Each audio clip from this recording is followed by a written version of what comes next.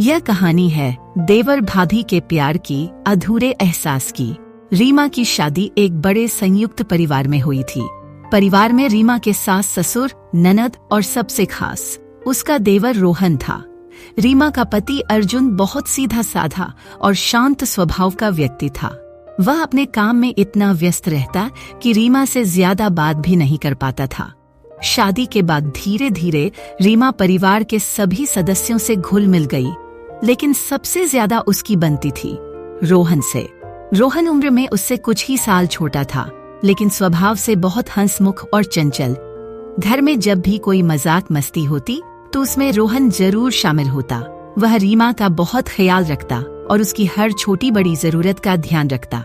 शुरुआत में रीमा रोहन को एक छोटे भाई की तरह मानती थी, लेकिन धीरे धीरे उसे एहसास होने लगा कि रोहन की बातों से, उसकी हरकतों से और उसके व्यवहार से उसे एक अलग तरह की खुशी महसूस होती है। जब भी रोहन पास होता, रीमा खुद को ज्यादा सहज और खुश महसूस करती। एक दिन जब अर्जुन अपने ऑफिस के काम से 2 हफ्तों के लिए बाहर गया, तो रीमा को एहसास हुआ कि घर में उसे रोहन की मौजूदगी सबसे ज्यादा सुकून देती है। अर्जुन की गैर मौजूदगी में भी उसे कोई कमी महसूस नहीं हुई, क्योंकि रोहन हर वक्त उसका ख्याल रखता, उसकी पसंद नापसंद पर ध्यान देता और उसे हंसाने की कोशिश करता। एक शाम जब रीमा छत पर अकेली खड़ी थी, तो रोहन भी वहां आ गया। हवा हल्की हल्की चल रही थी और आसमान में चांद अपनी रोशनी बिखेर रहा था। रोहन ने हल्के अंदाज में पूछा, भाभी, अगर हम देवर भाभी ना होते तो क्या हम दोस्त होते? रीमा उसकी बात सुनकर हल्का सा मुस्कुराई और बोली, शायद दोस्त से भी ज्यादा। रोहन कुछ पल के लिए चुप हो गया। उसके चेहरे पर कई सवाल थे, लेकिन वह कुछ बोल नहीं पाया। रीमा के भी दिल में हलचल मची हुई थी। वह समझ नहीं पा रही थी कि यह जो वह महसूस कर रही है वह क्या है। क्या यह सिर्फ एक गहरी दोस्ती है या उससे भी कुछ ज्यादा?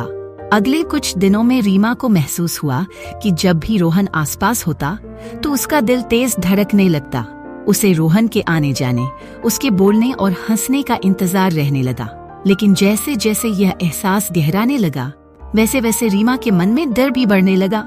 यह रिश्ता समाज की नजरों में गलत था।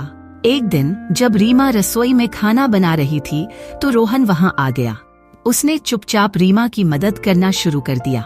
जब उसकी उंगलियां हल्के से रीमा के हाथ से टकराईं, तो दोनों ने एक दूसरे की ओर देखा। उस एक पल में जैसे सब कुछ थम गया था, लेकिन अगले ही पल रीमा ने अपने हाथ पीछे कर लिए और तेजी से वहां से चली गई। वह समझ चुकी थी कि यह जो कुछ भी हो रहा है उसे वहीं रोकना होगा। अर्जुन के लौटने से पहले ही रीमा ने खुद को संभाल लिया। उसने रोहन से दूरी बना ली और अपने मन को कड़ा कर लिया। जब अर्जुन घर आया तो उसने रीमा को गले लगाते हुए पूछा, कैसी रही तुम्हारी 2 हफ्ते की छुट्टियां? रीमा मुस्कुराकर बोली, अच्छी थी, लेकिन तुम्हारी कमी महसूस हुई। उसकी यह बात सुनकर रोहन की ओर एक नजर चली गई। रोहन भी उसकी तरफ देख रहा था, लेकिन उसकी आंखों में एक अधूरा एहसास झलक रहा था। उस दिन के बाद दोनों ने कभी इस बात को जाहिर नहीं किया, लेकिन वह एक एहसास, वह एक अनकहा रिश्ता हमेशा उनके दिलों में एक अधूरी कहानी की तरह जिंदा रहा। तो दोस्तों, आज की कहानी यही खत्म होती है। हमें कमेंट में बताएं आपको आज की यह कहानी कैसी लगी, और अभी तक हमारे चैनल को सब्सक्राइब नहीं किया है तो जल्द ही सब्सक्राइब कर ले, ताकि आने वाली हर ऐसे स्टोरी का आप आनंद ले सके। धन्यवाद।